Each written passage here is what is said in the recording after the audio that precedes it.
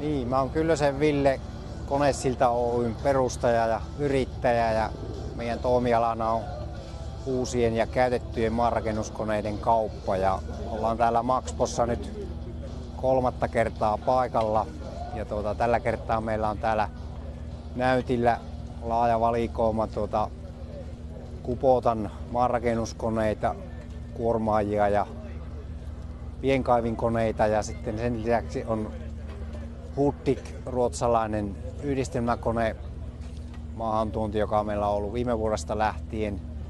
Ja sitten kirsikkana kakun päällä nämä Atlas maanrakennuskoneet, jotka tuli meille maahantuontiohjelmaan tämän vuoden toukokuussa.